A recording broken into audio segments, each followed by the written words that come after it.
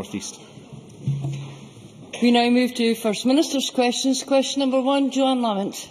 Thank you very much, Presiding Officer. To ask the First Minister what engagements he has planned for the rest of the day. First Minister. Engagements to take forward the Government's programme for Scotland. Ruth Davidson. Joanne Lamont. In June 2011, the Scottish Government told us that only 3% of patients had to wait more than 9 weeks for an inpatient appointment. The truth wasn't 3%, the truth was 23%. Not 3 out of 100, but 1 out of 4 patients waiting. Why did the Scottish Government so mislead patients in need of hospital treatment this way? First Minister. The waiting lists have always had areas of social unavailability, medical unavailability. That's part and parcel. Well, I see some disgruntlement in Labour benches. As you remember, one of the first acts of this Government was to abolish the availability status code under Labour. That represented 33% of the inpatient waiting list. So, presumably, at that time, the Labour Party thought there were reasons for it being 33%, and therefore Joanne Lamont must accept that the 23% figure, which I am quite happy to go into detail about, is by definition 10% less than the figure that was inherited from the Labour Party. Joanne Lamont. I do think the people of Scotland might expect the First Minister to take what I said a little more seriously. It is not good enough for him to come here week after week and his new defence is, it wasn't just me that did it. The fact is, these figures represent real people waiting for real help from the NHS. And your response is about something entirely different, which is a political game, which is not the key issue here. Because if the First Minister took his job seriously, he would know that in March 2010, the then Health Secretary, Nicola Sturgeon, said, no one is on a hidden waiting list. Even after we found out that NH Lothian were fiddling the figures, her replacement Alex Neil told this Parliament last December that the waiting times that are published by boards are reliable and accurate. The systems which Nicola Sturgeon and Alex Neil used to make those claims are now described by the Royal College of Nursing as inadequate for the job and letting patients down time and again. Isn't the truth that far from abolishing hidden waiting lists, Nicola Sturgeon, for her own political convenience, reinvented and reinforced them? First Minister. The figures of social unavailability are published, so by definition they can't be hidden. But Joanne Lamont says, published figures can't be hidden, but Joanne Lamont says I'm talking about two different things. No, it's exactly the same thing. The availability status code was a hidden waiting list because people were placed on that code. 33% of inpatient waiting lists were placed on that code and then had no patient guarantee in terms of their pathway through the health service. There are a variety of reasons why people won't have operations at a particular time. They might have a medical condition that prevents them having an operation. They might have high blood pressure or a heart condition. They could be pregnant, which would make a medical procedure inadvisable. These things are in the report, if indeed Labour members have read it. The report points to the fact that the IT systems in the health service are not robust enough in order to give the proper examination across the health boards. That's exactly why the IT systems are being enhanced and improved. So it's not just a tale of two governments. It's a tale of changing a system which was clearly a hidden waiting list affecting 33% of patients. It's of constant improvement to try and get the IT systems into a position that we can have robust figures. And it's a position now of making the changes that are required so that patients around Scotland can have confidence in these figures. That seems to me a government which is actually facing the issues, as opposed to the position we inherited, where people were dumped on the availability status code and left there ad infinitum. Joanne Lamont. So the First Minister's first defence is there's nothing wrong. His second defence is a big bad computer did it and ran away. And then he says, however, we are changing things. If you don't understand what the problem is, I'm bemused about how you can work out what the changes are. So let me make it simple for the First Minister.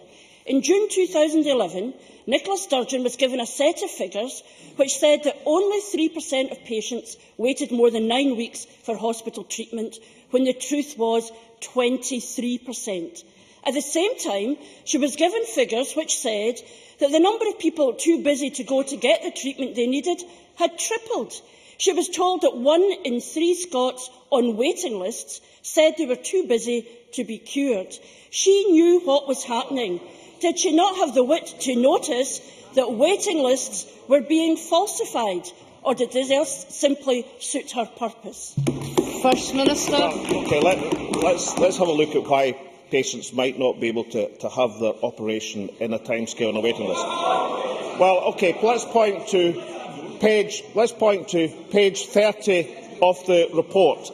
Audit Scotland recognised the medical unavailability, quote, has remained fairly consistent around 6 to 8% over recent years. So, as an element of people consistent over recent years who, for medical reasons, are not in a position to have the procedure in the time. That's medical unavailability. There's a range of reasons why people might not want to have an operation in a specific time, because they've got work reasons, because they're on holiday, because there's a range of reasons. That also is perfectly legitimate. What the report points to is that the IT systems, and that is the point of the report, were not robust enough to provide that examination. So if you have a problem with your information technology and IT system, isn't it a good idea to introduce the track care system to sort it out? Or would it be preferable?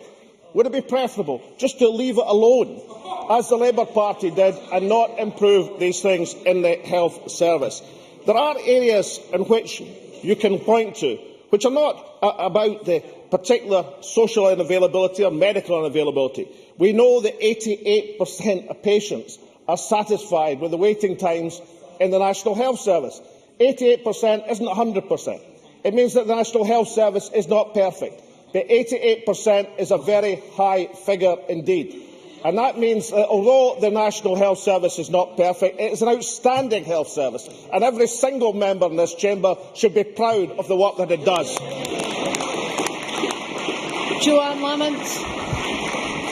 It's precisely because of the importance of the National Health Service that we deserve better than a government who looks at health figures in order to gain political advantage rather than to serve the interests of patients.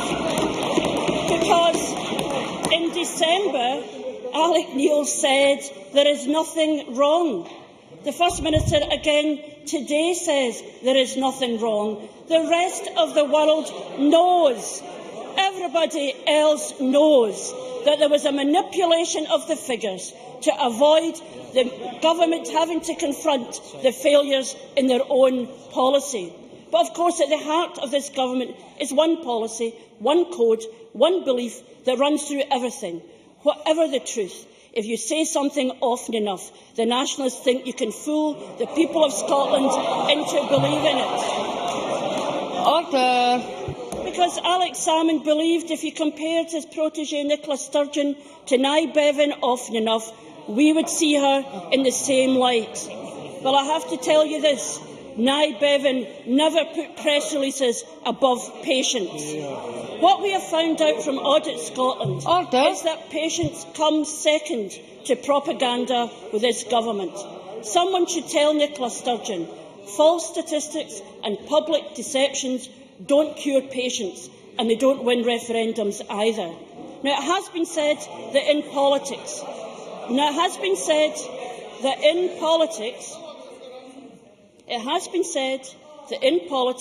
there are two types of health ministers, failures and those who get out in time.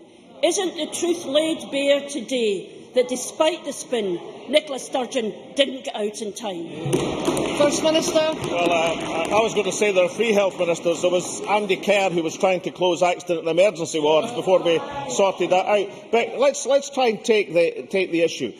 Firstly, the Audit Scotland report examined 273,000 transactions. The internal audits around the Health Board a further 200,000. What the conclusion was, our sampling found a small number of instances in which unavailability calls were used inappropriately. A small number out of that vast number which was investigated. I've already pointed out the patient satisfaction with the health service and waiting times, which is... Well, Jackie Bailey says that doesn't matter. That is actually what matters, Ms Bailey. That is the point that matters.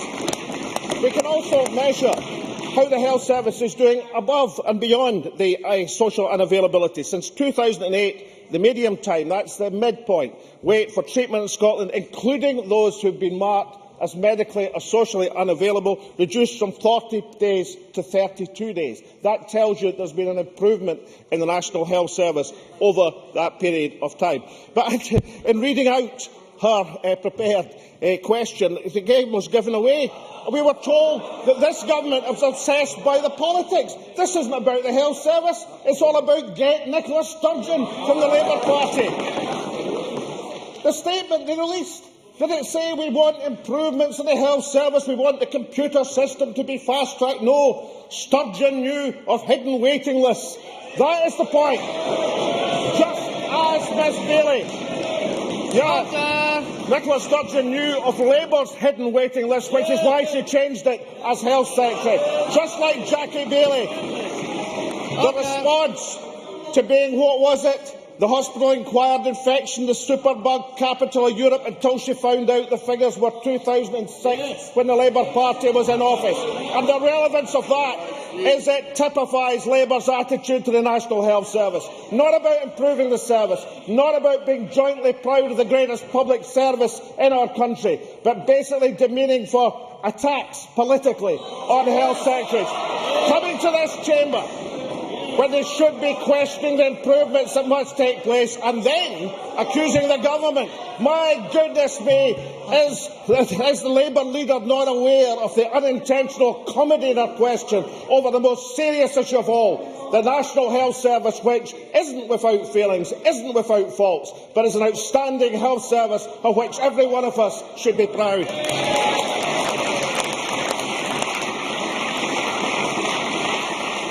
Order. Question number two. Question number two. Ruth Davidson.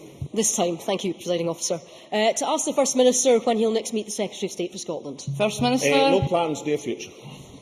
Ruth Davidson. Thank you. On Tuesday, the Cabinet Secretary, Richard Lochhead, gave a statement to this chamber on the still unfolding horsemeat scandal. Can the First Minister tell us why Mr Lochhead failed to mention that the Food Standards Agency's operating budget in Scotland has been secretly slashed by 10% in the last year?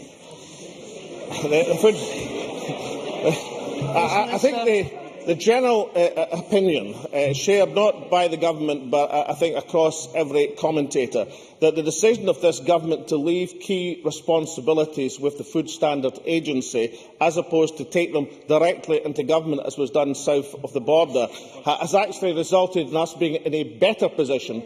And if I could say to Ruth Davidson, we'll be in a better position yet as we publish our proposals to have a Scottish Food Standards Agency.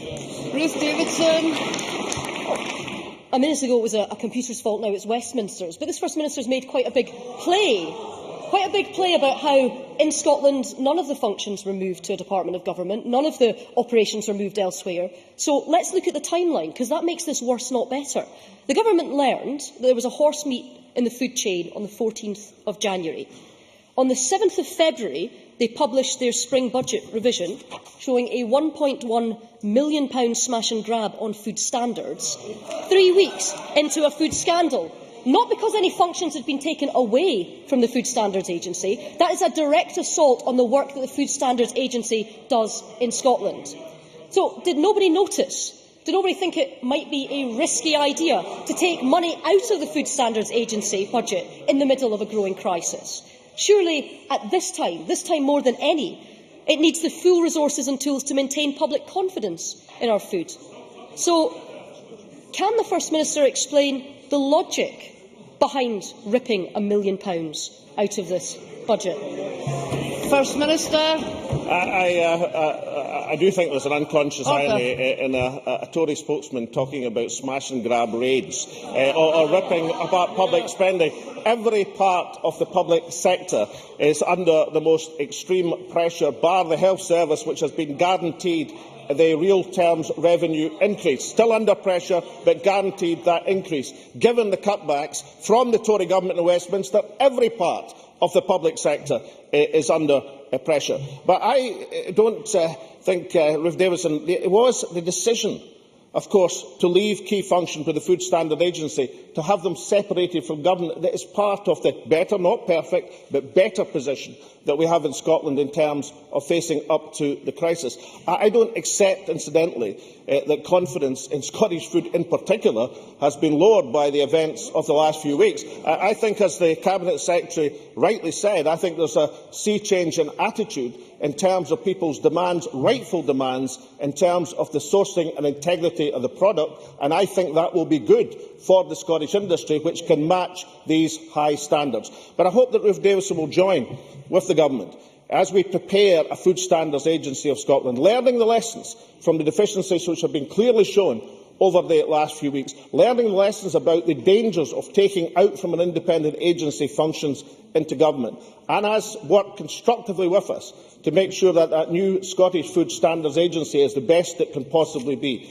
And gently, if I could say to Ruth Davidson, it is, well, very gently I'll say it, very, very gently I'll say it, I don't know if it's the greatest position of a Conservative leader to come to this Parliament and talk about additional public spending in a week where she has proposed a £500 million reduction through a pence cut in income tax. If the Conservative Party would just try and equate that calculation, it is difficult to ask for more public spending when your new core policy is to really smash and grab and slash it much further.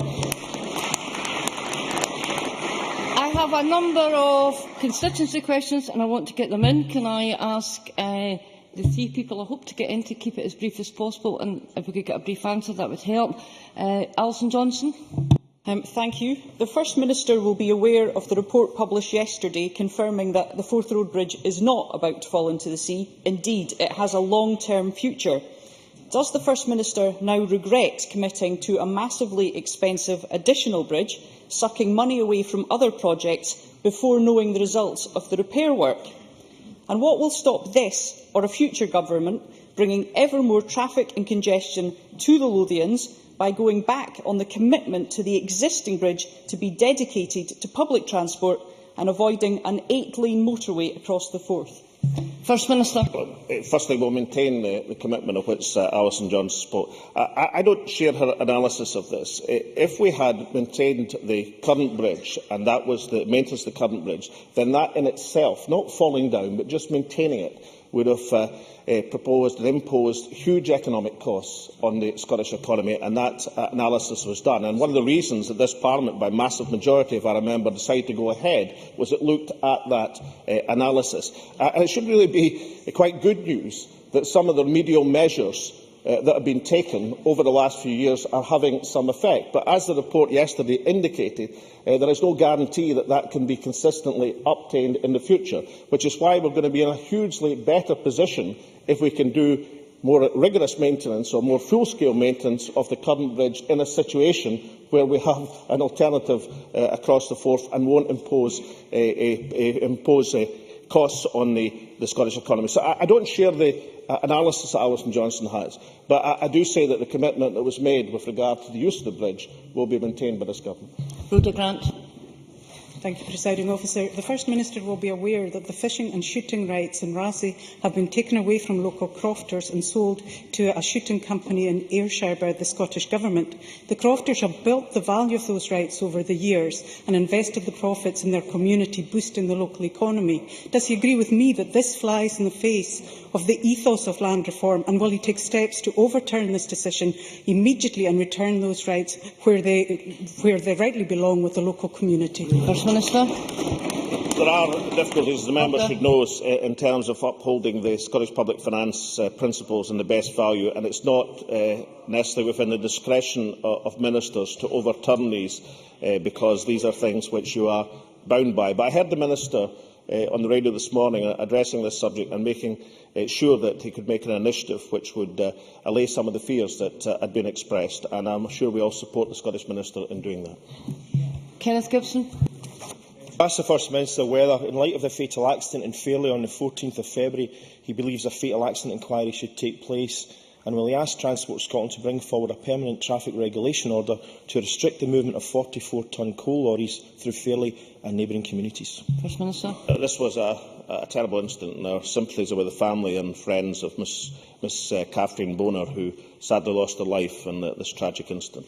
Now, the member will understand that police investigations into the accident are ongoing, and in light of that, it would be inappropriate to comment on the particular circumstances that follow from that.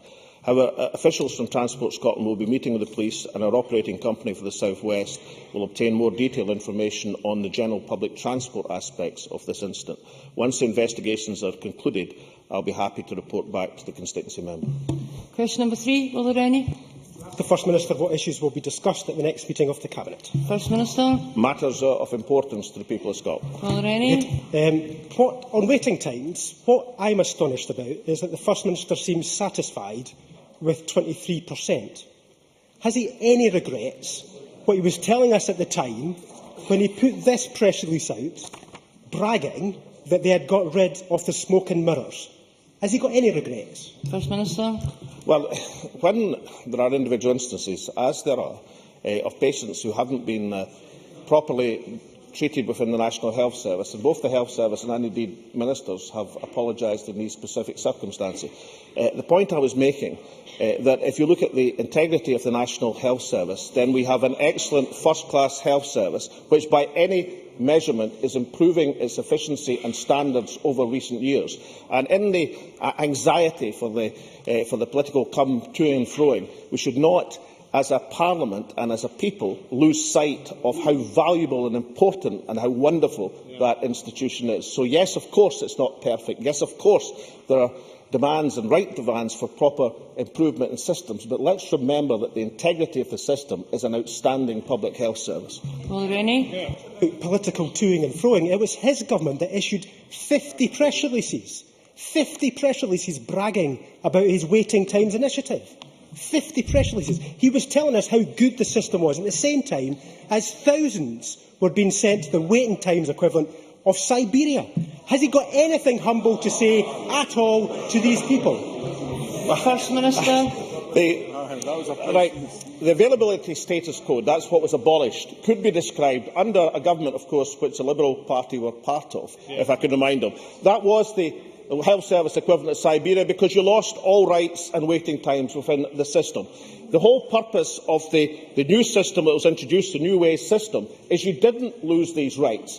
The clock was reset and you still retained the rights within the health service. So I don't know, Lorraine, but perhaps it was a helpful question so as I could explain that point. But I do think it's a bit much to talk about the health service equivalent of Siberia, which was what the availability status code were when the Liberal Party were in power, and then to criticise a system which has the point of which patients keep their rights within the health service. And I'm sure that Willie Rennie, when he thinks about the matter, will recognise that there are proper reasons why people might not have a procedure in a set timescale, which is why, of course, the Audit Scotland key conclusion, our sampling of a vast number of patients found a small number of instances in which unavailability codes were used inappropriately. But given that was the finding of Audit Scotland, that tends to back up the fact that while improvements are necessary, both in style and in terms of the computer systems that back it up to give security, that this health service is performing substantially better than it was when the Liberal Party were part of the Labour coalition, which did, I'm afraid, leave some patients in the health service equivalent of Siberia. Question number 4, Jim Media. To ask the First Minister what recent discussions the Scottish Government has had with the BBC in relation to redundancies at BBC Scotland. First Minister. Well, in discussions with the chair of the BBC Trust, the BBC Trustee for Scotland, the Director General of BBC Scotland, the Director of BBC Scotland, and all 4 Director Generals of the BBC over the last few months, the Scottish Government has consistently argued for BBC jobs in Scotland and for high-quality news and current affairs coverage.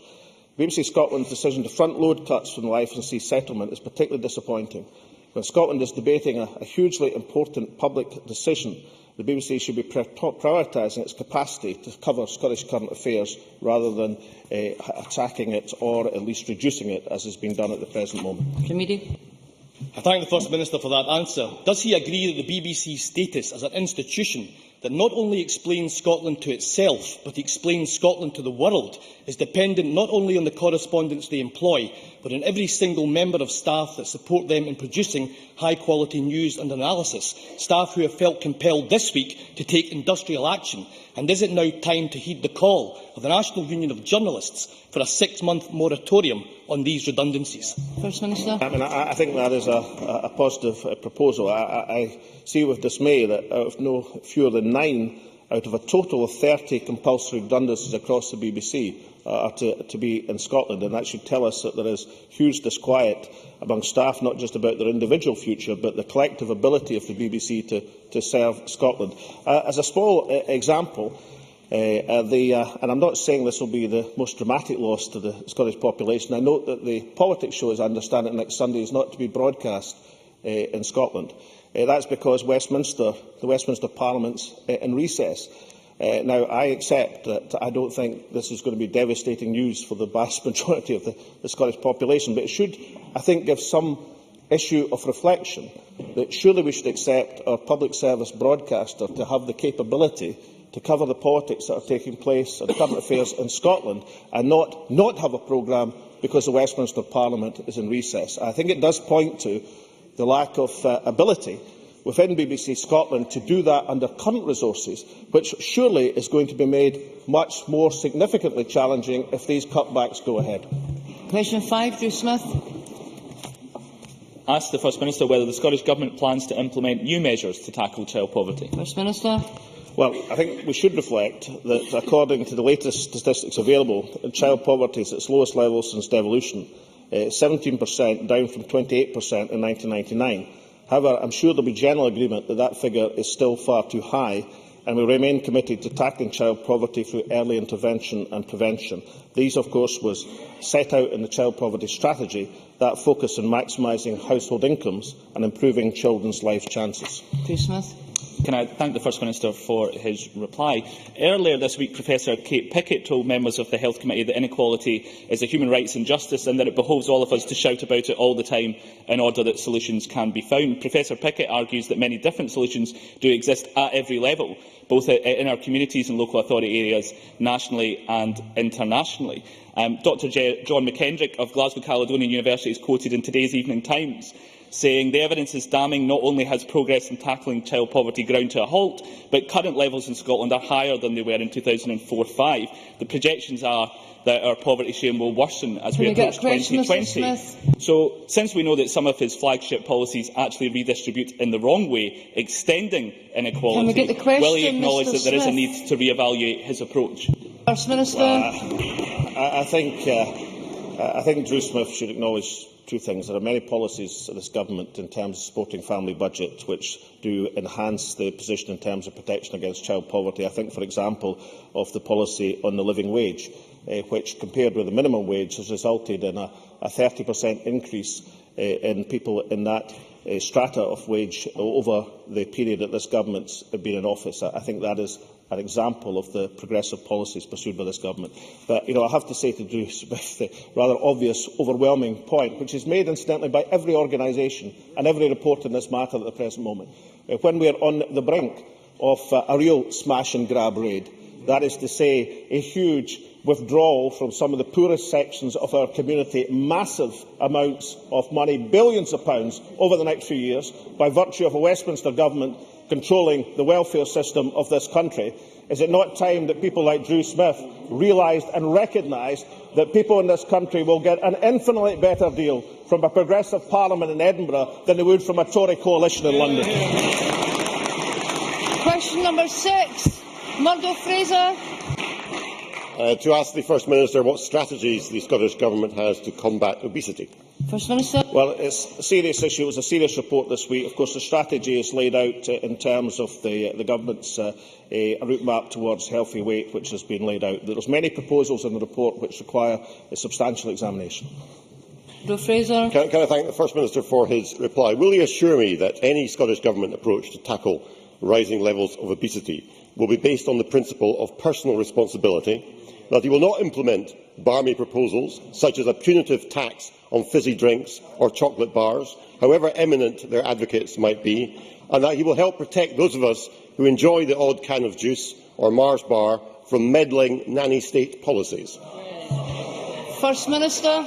I do think the member does the report a disservice. I mean, there were 10 recommendations, and he's picked on one of them, as indeed most of the tabloid press did as well, which I suppose is fair enough in terms of politics and politicking. But I don't think he should ignore that in many of these recommendations, perhaps the other recommendations, there was a serious, how shall I put it, food for thought for the Scottish Government and other authorities.